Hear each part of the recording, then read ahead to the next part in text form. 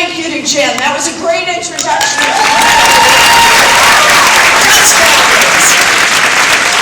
So I was thinking about our being here today. What better way to spend Veterans Day than to make an investment in our democracy? And thank you all for being here for exactly that reason. You know, I have 3 brothers who are all veterans. As I always remind people, I'm the baby in the family. I'm what used to be called a late in life baby. My mother always just called me the surprise. But I have 3 much older brothers. To this day, they are referred to as the boys, even though they're all retired, all back in Oklahoma. And that's to distinguish them from the surprise who came along later. But all 3 of my brothers are, they went off to the military.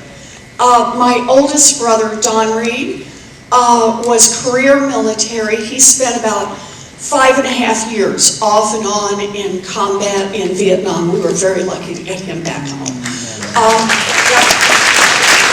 Talked to him this morning. And my second brother, John, was stationed overseas for a little over a year. My third brother, David, trained as a combat medic. Now, that has given rise to a rule in our family, and that rule is never choke in front of David. The man carries a sharpened pocket knife, and he is convinced he could do an emergency tracheotomy. He's ready to go at all times.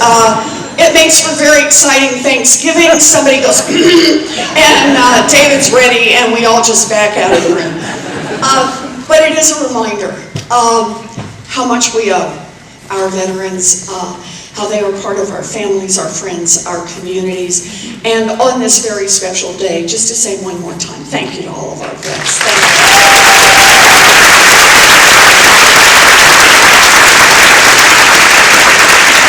And it's great to be back here in Exeter. Super to be here. I brought family with me this time. No, not Bailey. Sorry about that. But I do have my son Alex and his wife Elise. Where are you, Al? Whoa! Whoa, stand up, Al. Guy in the blue shirt.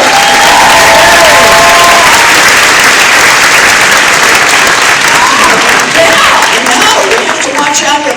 Now, Alex, just so you all know, Alex has been my tech support since 2nd grade. No, it's true. It's true. Now he has a new job. He has his business that he's been running for a while, his own small business. But he has a new job, and that is support your mother when she runs for President of the United States. Way to go,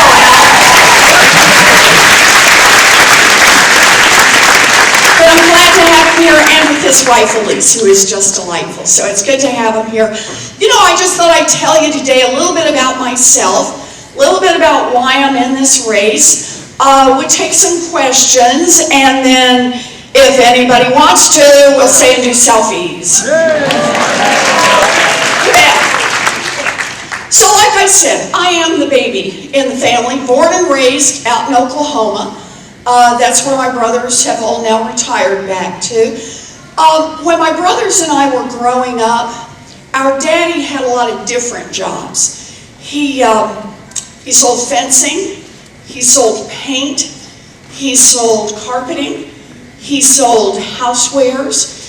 And when I was in middle school, Daddy had a massive heart attack. By then the boys were all gone, so it was just my mama and my daddy and me. And at first, we thought we were going to lose him. Some of you in here know what that's like for a kid. The neighbors come, folks from church come and bring a covered dish. Everybody talks in quiet tones. He pulled through, but couldn't work for a long time. And even now, I can remember the day when we lost the family station wagon. I could remember how my mother used to tuck me in at night, and she'd kiss me and she'd pat the blankets. And then she'd always give me this big smile, and I knew what was coming next. She'd smile and walk out of the room and close the door, and I'd hear her start to cry, because she never wanted to cry in front of me. And this is the time in my life when I learned words like mortgage and foreclosure. And one morning I walked into my folks' bedroom, and laid out on the bed was the dress. Now, some of you in here will know the dress. It's the one that only comes out for weddings, funerals, and graduations. And there is the dress, and down at the foot of the bed, in her slip and her stocking feet, is my mother. And she's got her head down, and she's pacing, and she's saying, "We will not lose this house. We will not lose this house. We will not lose this house." She was 50 years old. She had never worked outside the home, and she was terrified. And finally she looked up and she saw me standing in the doorway, just a kid. And she didn't say a word, she just looked at me, and she looked at that dress, and she looked at me, and finally she walked over, and she picked the dress up off the bed, pulled it on, zipped it up, put on her high heels, wiped her face, and walked to the Sears, where she got a full-time minimum wage job. And that minimum wage job saved our house, and more importantly, it saved our family. And I always think of this as the lesson my mother taught me, that no matter how scared you are, and no matter how hard it looks, when it comes down to it, you reach down deep, you find what you have to find, and you take care of the people you love. That's who we are.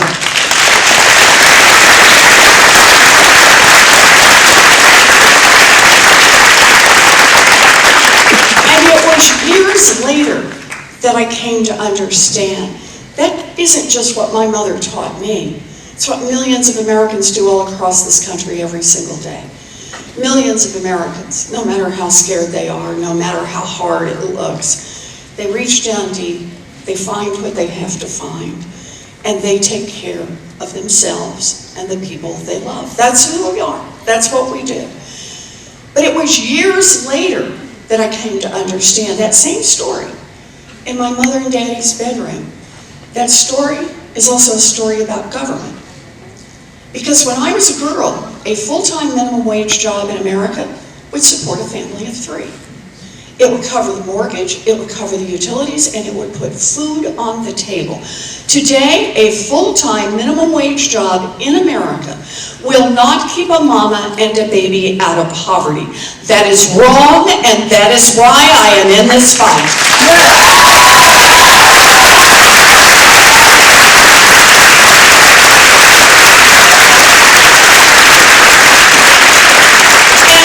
Understand this difference. It is no accident. It is about who government works for. When I was a girl, the question asked on minimum wage is, what does it take a family of 3 to make it in America? What does it take a family of 3 to get a toehold in America's middle class? What does it take a family of 3 to have something solid that they can build on? Today, the question asked in Washington is, where do we set the minimum wage to maximize the profits of giant multinational corporations? Well, I don't want a government that works for giant multinational corporations. I want one that works for our families.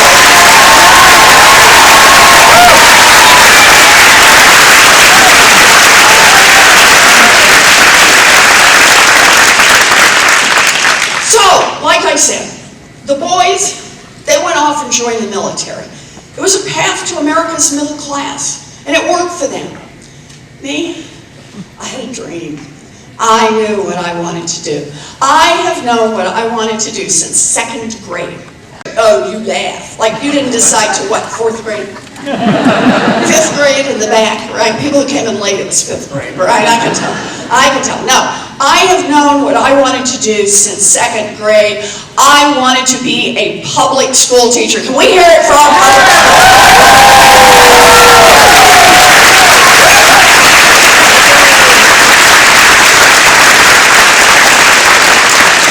This is what I wanted, and I never wavered. In fact, I invested early. I used to line my dollies up and teach school. Had a reputation for being tough but fair.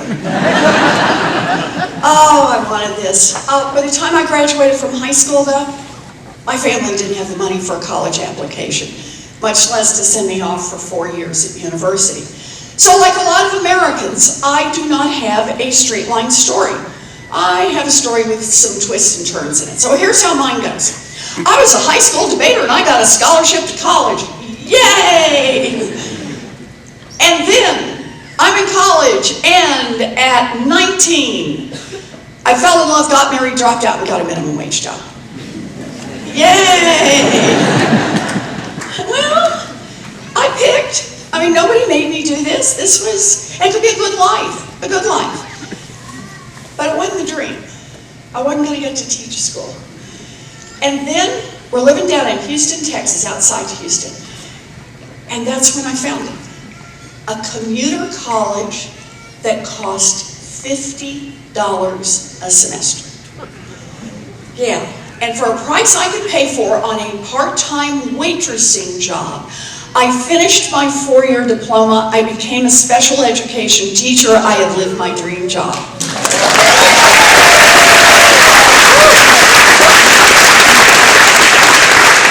So we have any public school teachers in here? Oh, we got a bunch. Good. Any special ed teachers? We've got some special ed. So I'm going to need you all to back me up on this. This is not a job, it's a calling. I love this work. I loved it. I had 4 to 6-year-olds, and to this day, I can remember almost all their names. I can remember all their faces. I can remember things we worked on. I loved it. And I probably would still be doing it today. Only my story has some more twists and turns, and here's how they go. By the end of my first year in teaching, I was visibly pregnant. And the principal did what principals did in those days. Wished me luck and hired someone else for the job. Okay, so now I'm at home. I got a baby, I can't get a job. What am I gonna do? I know, I'll go to law school. So I found, by now we're living in New Jersey, I found a public law school, cost $450 a semester. Baby on hip, I head off and do 3 years of law school. I graduate from law school, visibly pregnant. You will discover a pattern to these stories. Alex waited to be born until after graduation. Thank you, son. And then I took the bar, passed the bar, and practiced law for 45 minutes. And then I went back to my first love, teaching. I traded little ones for great big ones, and spent most of my grown-up life teaching in law school. Made other changes in my life. Husband number 1, hint, it is never good when you have to number your husbands. H1 as I call him. And I parted ways, but I found Bruce, who took on a woman with 2 kids, an Aunt Bee, a red station wagon, and a Pekingese named Buddy. So it all worked out, and I've held on to it ever since. But there I am, teaching in law school. So I don't know if everybody does this, but for me, having grown up in a family where we were kind of hanging on to our place in the middle class by our fingernails, really meant I wanted to do the courses on money. I wanted to learn them, and I wanted to teach them. So I taught contract law, commercial law, Article 9, payment systems, secure transactions. I taught bankruptcy law, debtor-creditor law, corporate finance, partnership finance, law and economics. If it was about money, I was there, I was going to teach it. And, but there was always one central question that I worked on, one part, and that was what's happening to working families in America. Why is America's middle class being hollowed out? Why is it that people who work every bit as hard as my mother worked 2 generations ago, today find the path so much rockier and so much steeper? And for people of color, even rockier and even steeper. And the answer is like the answer on minimum wage. It's who government works for. Think of it this way. We have a government that works great for giant drug companies. It's just not working for people trying to get a prescription filled. We have a government that is working great for anyone who wants to make money by investing in private prisons and private detention centers down at the border. It's just not working for the people whose lives are destroyed by those institutions. We have a government that works great for giant oil companies that want to drill everywhere, just not for the rest of us who see climate change bearing down upon us.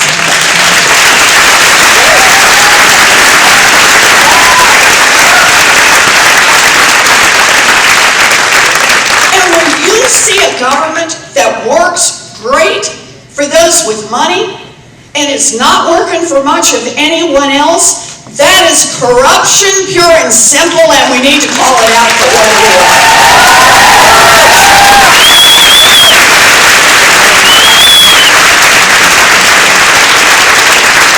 And the money goes everywhere in Washington. Campaign contributions, lobbyists, lawyers, PR firms, think tanks, bought and paid for experts. Here's the deal.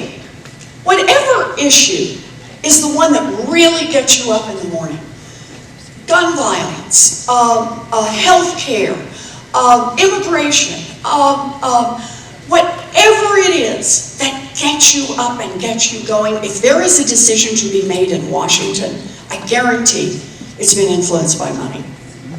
Yeah. It's been shaped by money. It's been nudged by money. Money, money, money is what is influencing the decision making in Washington. In fact, let me give you a short story on this one. Back in the early 1990s, we got it. The scientists had told us what was happening on climate. They didn't quite have the words, and they didn't quite know the speed it was going to happen, but they knew, right, that pumping this much carbon into the air and the water was going to be a complete disaster. Informally telling us this. And here's the interesting part. In Washington, Democrats and Republicans were working together. They were talking about, what do we need to do? Do we need to give more authority to the EPA? Do we need to put more money into cleanup? Do we need to pass some other regulations? They were working together because no one wanted to be responsible for this. And then along came the Koch brothers. Cue the music, right?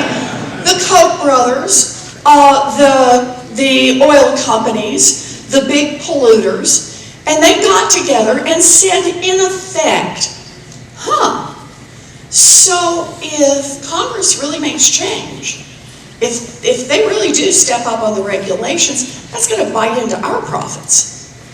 That's going to hurt our bottom line. So they've got an investment decision to make going forward.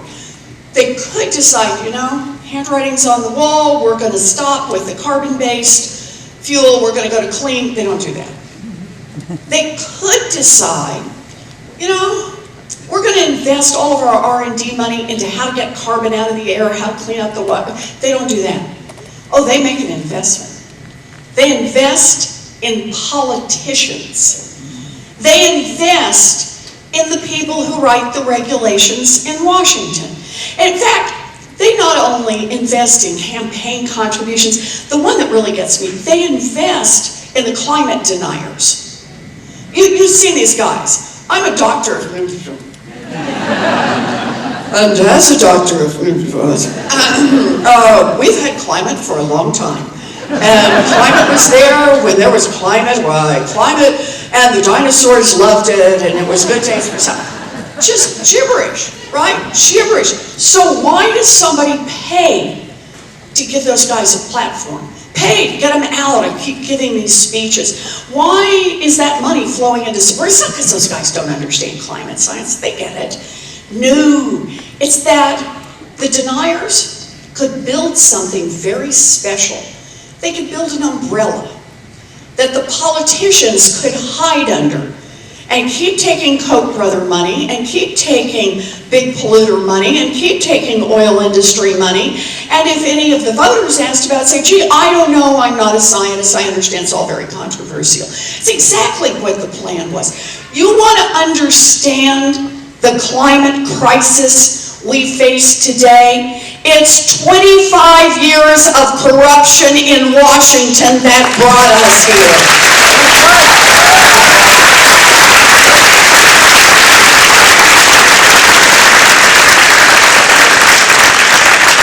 So money slithers through Washington like a snake. We want to make real change. It's not going to happen by saying, one statute over here, a couple of regulations over there. No. We need big structural change. That's what it's going to take.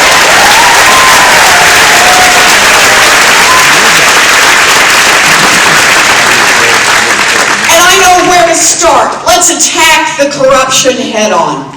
Let's just go right after it. Right up the middle. I'm tired of playing defense on this. So here's the thing. Here's the good news.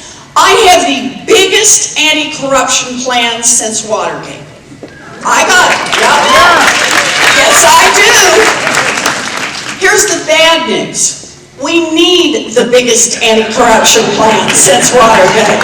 Yes, we do. All right. So, this is a big plan. It's got a lot of moving parts because that's what it takes. Money is felt in so many different ways. So let me just give you a sample from this plan. Here's part one. End lobbying as we know it.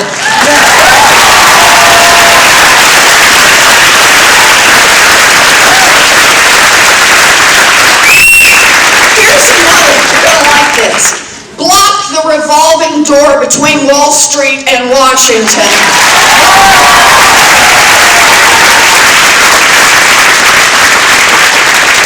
Here's one you may never have thought about, but it matters. Make the United States Supreme Court follow basic rules of ethics on conflicts of interest.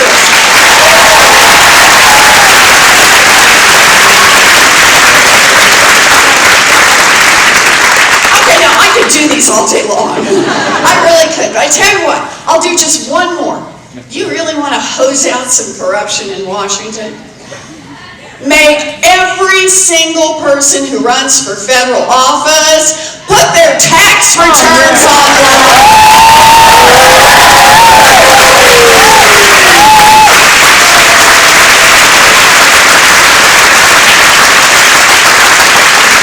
Oh, that'd be fun.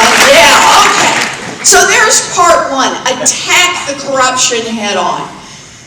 Because here's the thing. When you attack the corruption, now you've got a chance to make other changes. When you knock back the moneyed interest, now you've got a chance to make this government work for the people. So what's the next thing we need to do? We need to make some structural change in this economy. Let me tell you where I think we ought to start. We got a problem with giant corporations in this country. And how much concentration of power we've got now. These are the corporations that have swallowed up little businesses, swallowed up medium-sized businesses. Shoot, they've swallowed up what used to be big businesses. And now they've got so much power.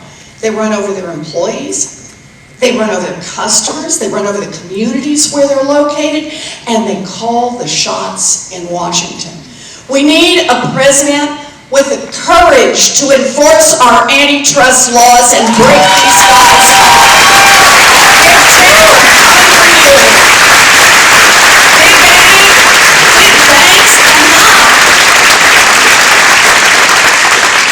So that's how you start to change the structure in the economy. But by itself, it's not enough.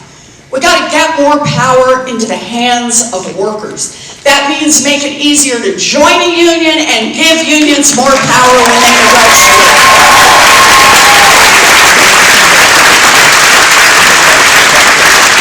Unions built America's middle class, and unions will rebuild America's middle class. So there's a couple of ways that we can help make structural change in the economy. Here's another. It is time for a wealth tax in America.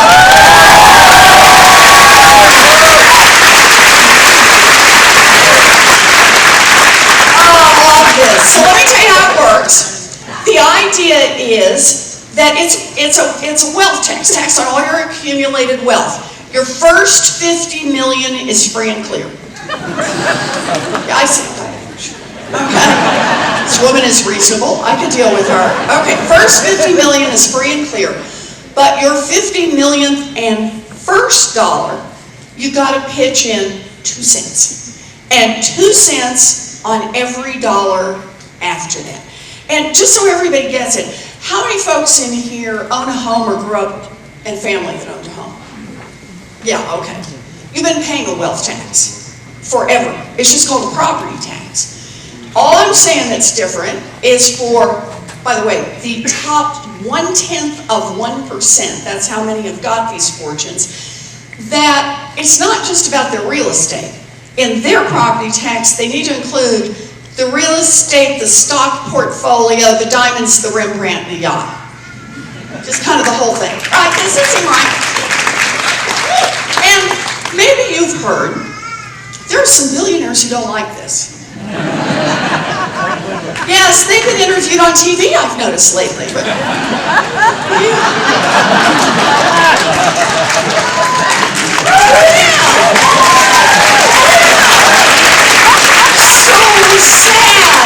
so sad that they might have to pay 2 cents out of their bazillion dollars.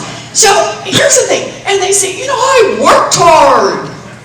Yeah, unlike anyone else. But okay, you worked hard, you had a great idea. You followed it through and you turned it into something really big. Good for you. Terrific, that's great. But here's the deal. You build a great fortune in America, I guarantee you built it at least in part using workers all of us help pay to educate.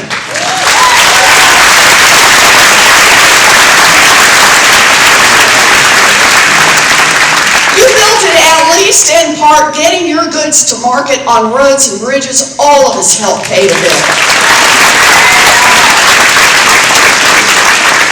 You built it, at least in part, protected by police and firefighters, all of us help pay the salaries.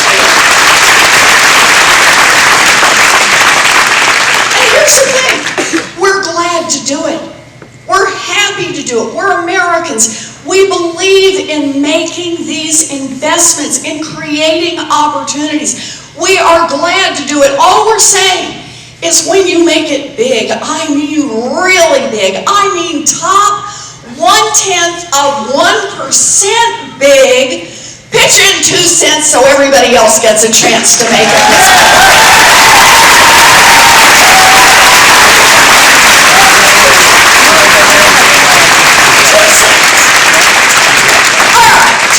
And here comes the fun part.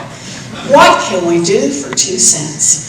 Oh man, I'll tell you where I'm starting. Universal child care for every baby in this country age 0.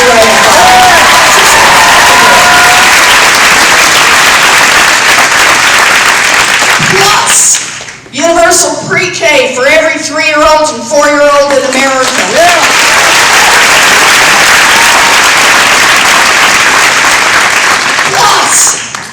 Stop exploiting the mostly women who do this work, raise the wages of every child care worker and preschool teacher in America.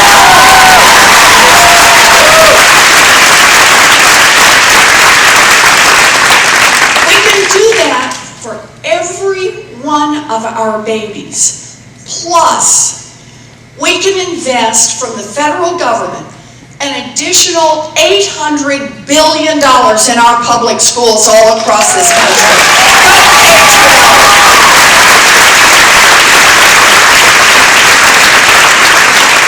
Quadruple the funding for our Title I schools that are teaching low-income children. Yeah, give them a real chance. You're not going to be surprised to hear this one from a special ed teacher. For the first time in history, fully fund IDEA so every child with a disability gets the education that child needs. Yes! Yes!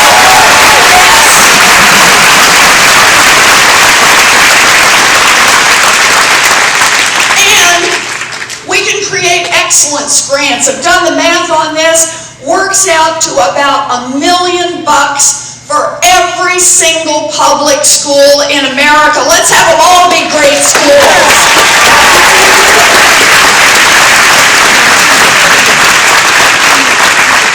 2 cents. We can do all that for our babies. We can do all that for K-12 public school. Plus, we can make post-high school, technical education, 2-year college, 4-year college, free for any kid who wants it. Anybody wants to get education?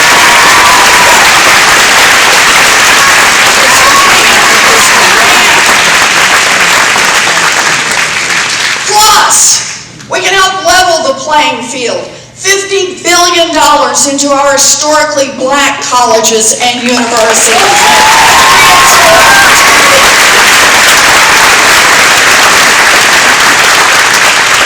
I'm still not through.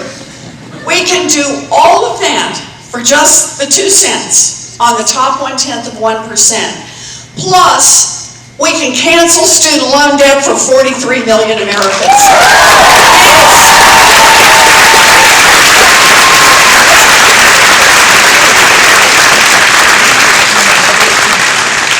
That's how you make structural change in an economy. And by the way, I just want to make one more point around this. When you're thinking about how an economy should work, where we should make our investments, I'm going to put one more pitch in here because I got another plan that I want to talk about for just a sec. And that is our values. After a lifetime of hard work, people are entitled to retire with dignity. And that means protecting and expanding Social Security.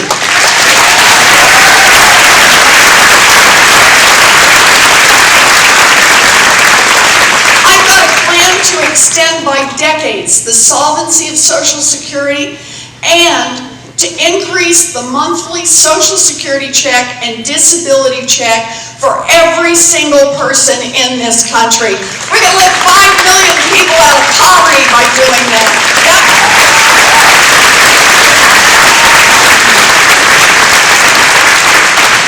So there it is. That's part 2. Part 1, attack the corruption head on. Part 2, make some structural change in this economy. Part 3, we need to protect our democracy.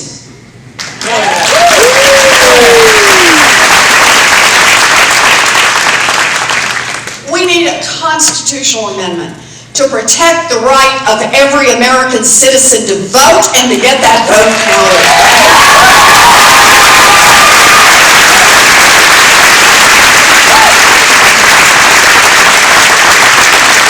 Here's one we ought to fight and fight hard. It's time to pass a federal law to end all political gerrymandering.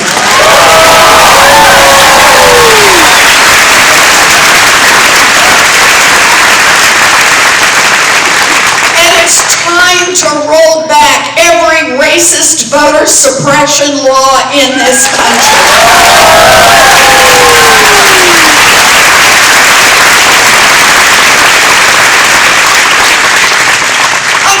Do these all day, but I'm going to do just one more. Overturn Citizens United.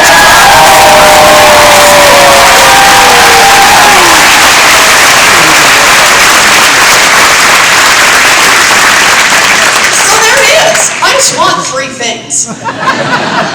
Attack the corruption head on, make some structural change in the economy, and protect our democracy.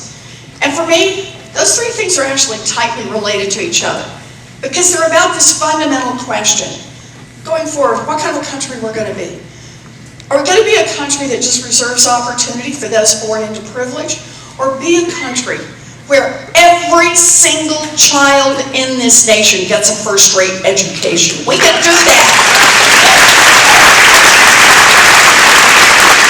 Be a country where every kid gets a chance to get a good job, to start his or her own business, to move to a small town. I was a special ed teacher.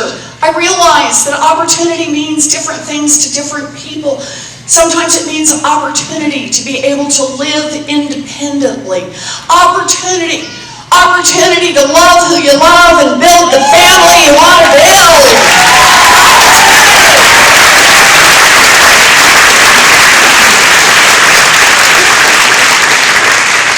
Because for me, that's what this whole thing is all about. Not in a million years did I think I'd be standing on a stage like this. But my daddy finished up as a janitor. His baby daughter got the opportunity to be a public school teacher, the opportunity to be a college professor, the opportunity to be a United States Senator, and the opportunity to be a candidate for President of the United States of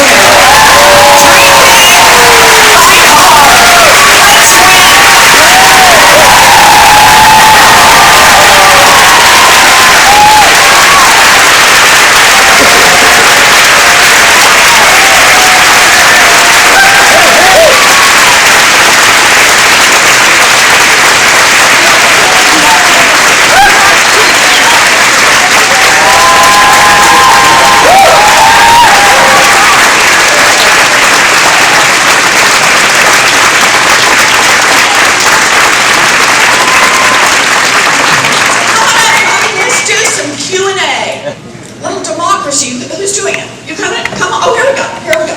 You ready? Oh, look at your cute basket. You're going to hold the basket. I like this. Here we go. 3 lucky tickets to Let's ask do questions. First one, 8465674. Do we have someone? 5, 6, Stand up 7, 4. if this is your ticket.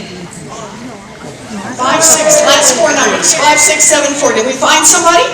Back here we've got one. Okay, we've got one. Over to the side. We're going to pull 2 more. Go over to the side. 8465626. Anyone? 26. Woo! All right, great. One more. 8465603. 5603. There we go! Let's do this. You got the basket. Okay. Who's up first? There was somebody back there. Go down. Hi. Hi.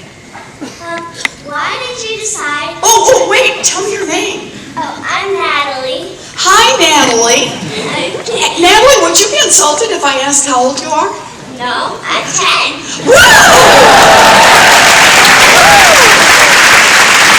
All right, Natalie, 10 and ready to do a little democracy. Okay, my kind of gal. Okay, Natalie. Why did you decide to run for, to become a president? Whoa, good question, Natalie. So she's asking why I decided to run for president. You know, Natalie, I'll tell you why. Because I see what's broken. I've spent a big part of my life studying what's happening to families all across this country. And I've watched as people who work really hard, it just keeps getting worse and worse and worse, that the minimum wage doesn't grow, and wages on top of that don't grow. So basically, it's been a whole generation, and wages adjusted for inflation just kind of stayed flat. But wow, families get squeezed. because a ton of costs keep going up. So the cost of sending your kids to daycare, the cost of health care, the cost of housing, the cost of trying to get your kids educated have all just gone through the roof.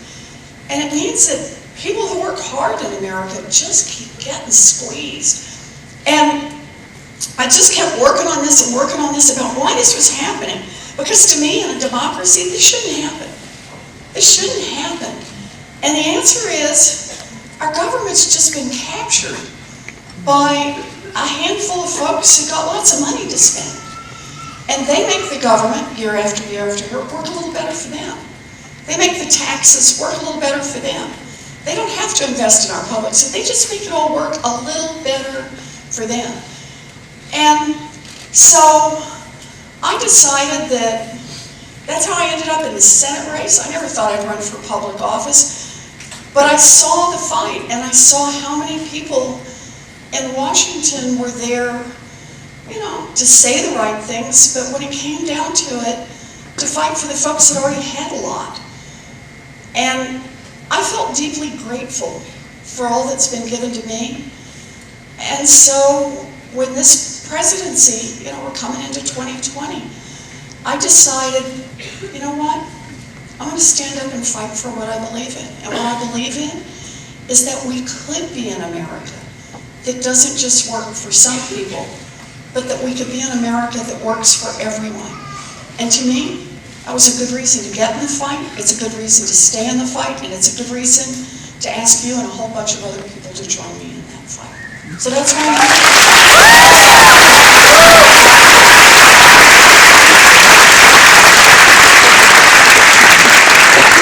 Thank you. That was a great question. Okay, who's next? There we go. Hi. Hi.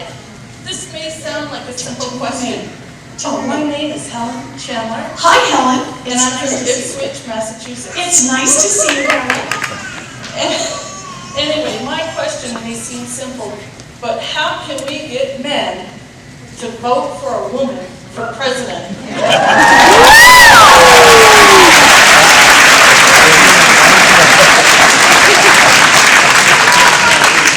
How about we give them a tough, smart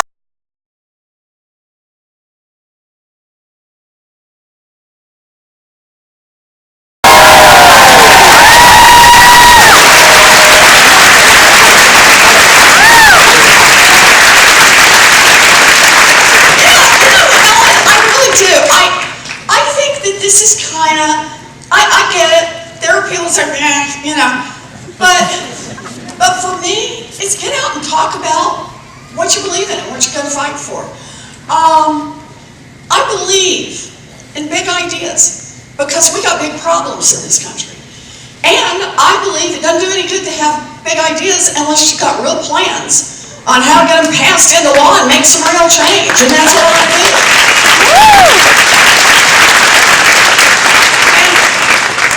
I see this as a lot of women and a lot of men want us to have a country that works not just for a handful, but a country that works for everyone. And that's what I'm counting on. So I'm out here every day trying to talk to people about it, trying to bring more people into the fight. But if you've got more ideas, I was told what I needed to do was smile more.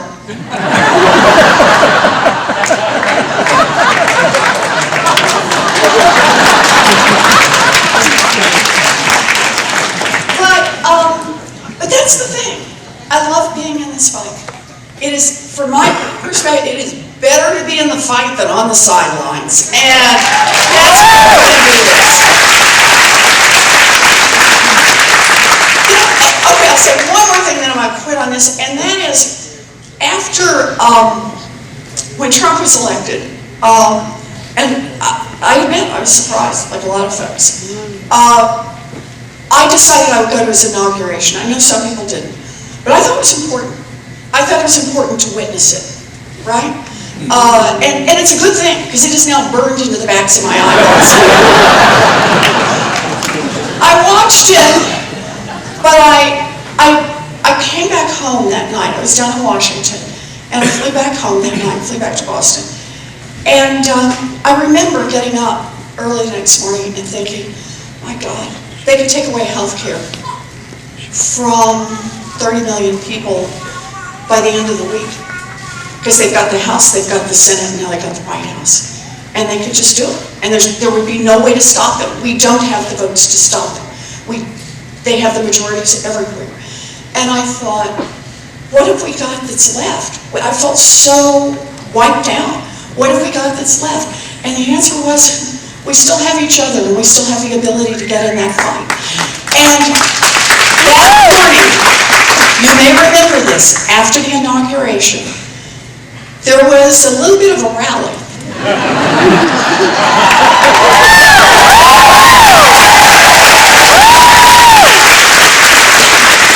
Anybody remember the signs at those rallies? I saw one little girl as I was going, and she's up on her daddy's shoulders, and she has this sign she made herself. She's about 7 years old, is my guess. I know she made it herself because of the amount of glitter on it. And her sign said, "I fight like a girl."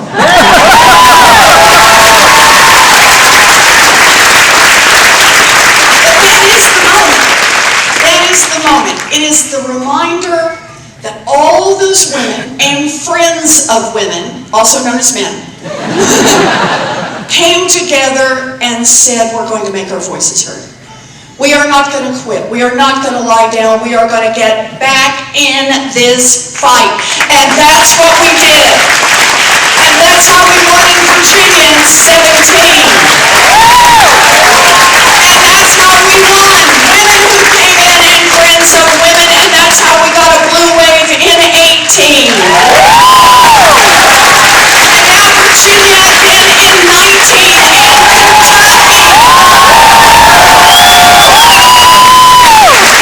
And we're going to do it in 2020.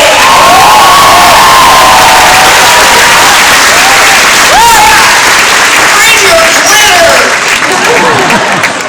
Okay, one more question. Who have we got? We had somebody else.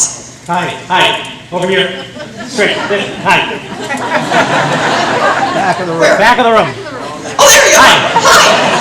Hi. My name's Matt. I'm newly married, Hi, Matt. Congratulations. and I wouldn't have been married if it weren't for Mass Health and the subsequent Affordable Care Act. Yep. I had a chronic illness diagnosed, and it was that allowed me to keep my job in New York and meet the love of my life.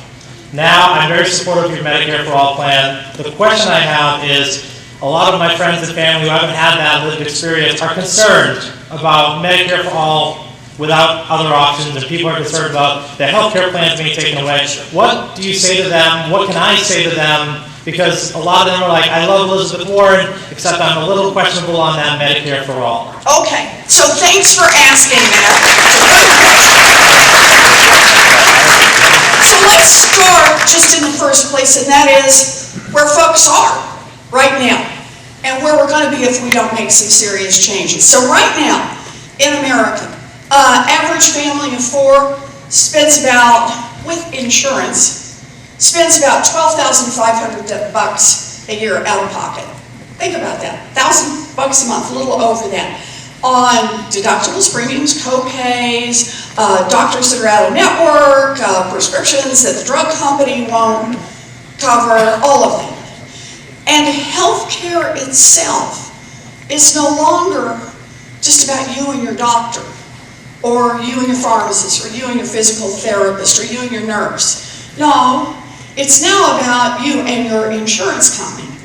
Because it is your insurance company that says, sorry, you can't see that doctor. Sorry, the doctor wanted this round of treatments, but we're not going to pay for that.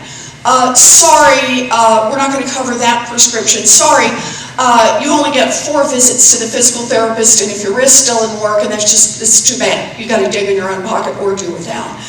The consequence of this is that people with health insurance are not going to get a lump checked out, are not taking the kids to the doctor because they're worried about the cost. People with health insurance are getting sued by hospitals because the hospital bill wasn't entirely covered by the insurance. The family is now getting hit with it, and the family can't afford it. Just to put this in the big terms, employers who are required by law under the Affordable Care Act to provide health insurance for their employees if they have more than 50 employees, and families. That's that $11 trillion that I was talking about. So here's what Medicare for All does, at least in the plan, in the way I would propose this. Federal government, you keep paying the same. Everything stays the same. It just goes into Medicare. State government continues to pay the same. It just goes into Medicare. Employers, it stays the same. Instead of writing a check to an insurance company, they write a check to Medicare. The part that changes is just the $11 trillion. Instead of people reaching in their pockets to pay the $11 trillion, the bills go to Medicare, and how do you make up that $11 trillion? And the answer is pretty straightforward. You ask the top 1% to pay a little more. You ask the big corporations to pay a little more, and you squeeze down hard on the tax cheats. Those three things will get us the $11 trillion we need to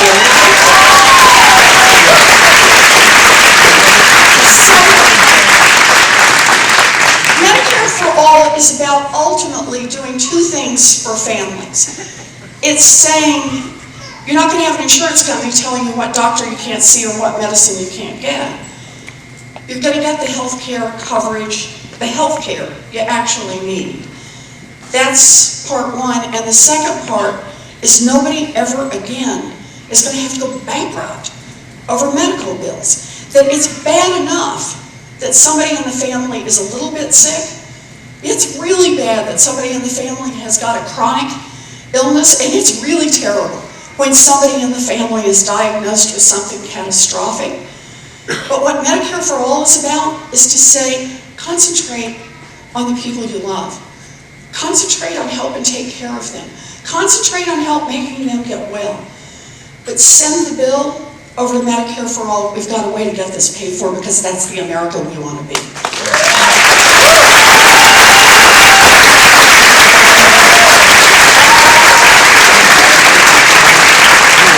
So I want to thank you all for being here. And I want to actually, picking up on your point, because I think it's a good point, I want to talk for just a minute about getting things done. And I want to tell you a story about a toaster. It's true. When I was a young mom, toasters could burn down houses. Those little toaster ovens, they didn't have automatic shutoffs on them. And so you could put 4 slices of toast in a toaster oven, flick the thing on, hear the baby cry, run into the other room, spend a little longer than you thought you had, and when you come back, pull the tray out, and the flames on the toaster are about 8 to 10 inches high. Ask me how I know. Yes, one year my father bought me a fire extinguisher for Christmas. And of course the problem is it's not just the toast. Sometimes you catch the kitchen curtains and the cabinets on fire, and then you're in real trouble. And then along came a federal agency, Consumer Product Safety Commission. They said, enough. You can't sell a toaster in America that could have a 1 in 5 chance of burning down someone's house. And that was it. Done. No more toaster fires, basically, in America. By 2000 in America, mortgages had gotten so complicated and so dangerous, they had a 1 in 5 chance of costing a family their home. Not through fire, but through foreclosure. Only this time, the government wasn't on the side of the people. The government was deep in the pockets of the big banks. And so, they let those big banks keep selling those things until they crashed the entire economy. And that was 2008. So, I had an idea. My idea was, how about if we have a consumer agency that watches out for people when they're buying mortgages and credit cards and student loans and payday loans, so people are not getting cheated. Kind of like that other consumer agency that watched out on toasters. That's just the basic idea. So I went to Washington, D.C. I'm not in politics, and I go to Washington and I try to talk to people about this. Anybody I can find who will talk to me, I say, here's my idea. And they say 2 things to me. Part 1, that's a great idea. You could actually make a real difference. Structural change. You could do this. Part 2, don't even try.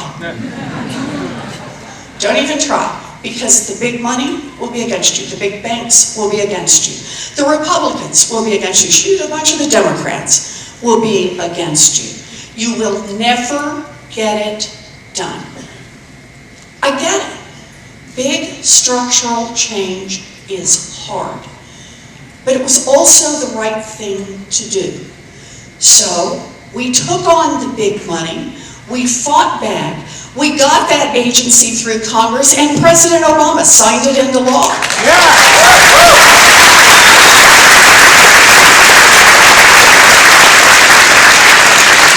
And in case you leave here and you think, oh my gosh, did I applaud a federal agency? Am I turning into just a total nerd? Let me tell you, that little agency has already forced the biggest banks to return more than $12 billion directly to people they cheated and handled 1.5 million complaints. We can make government work for the people. So what did I learn from that experience? I learned that even if the big banks don't like it, even if the big drug companies don't like it, even if the big insurance companies don't like it, even if the big dollar donors don't like it, we need big ideas to meet the big problems of our time.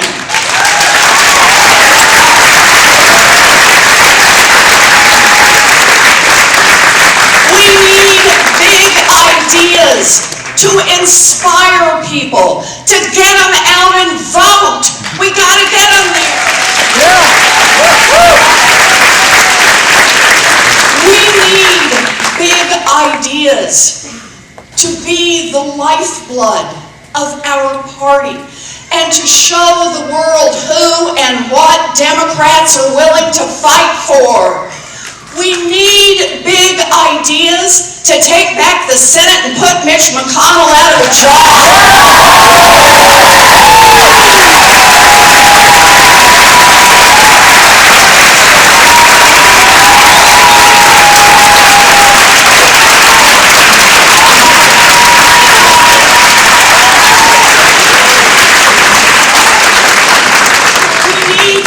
Ideas, and we need to be willing to fight for them.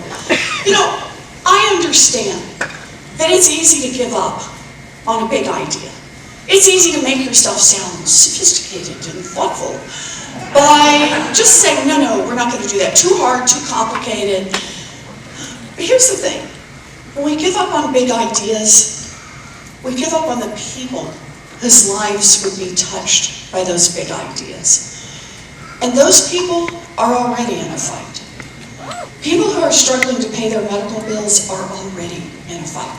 People who are getting crushed by student loan debt are already in a fight. People who are getting stopped by the police because of the color of their skin or denied access to vote because of the color of their skin are already in a fight. And those fights are all of our fights.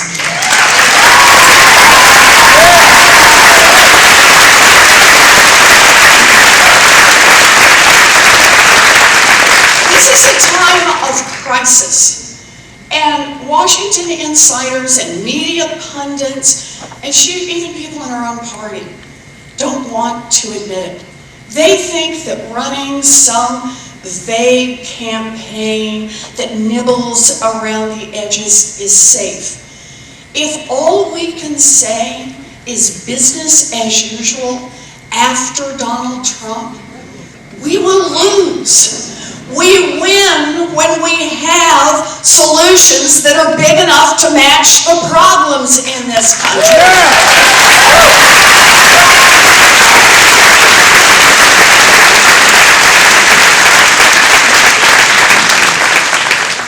We win when we get out and fight. Look, for me, I'm not running a consultant-driven campaign. I have not come up with a bunch of plans that are carefully designed not to offend big donors. You probably figured that out. I'm running a campaign based on a lifetime of fighting for working families. I am running a campaign from the heart because I believe that 2020 is our time in history. Our time to win the fight for a Green New Deal and save our planet.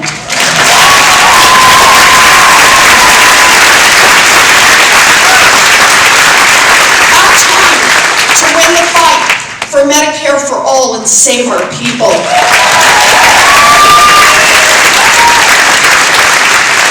Our time to win the fight for a 2-cent wealth tax and invest in public education across this country.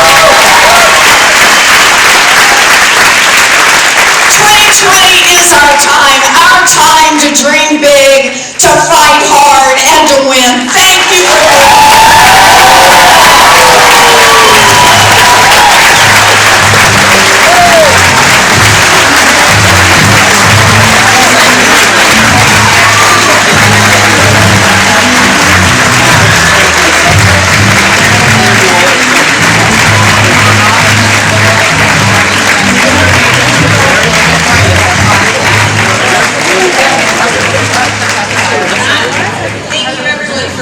and the photo line for your selfies will start right over here, and folks with kids, you can come to the front of the line.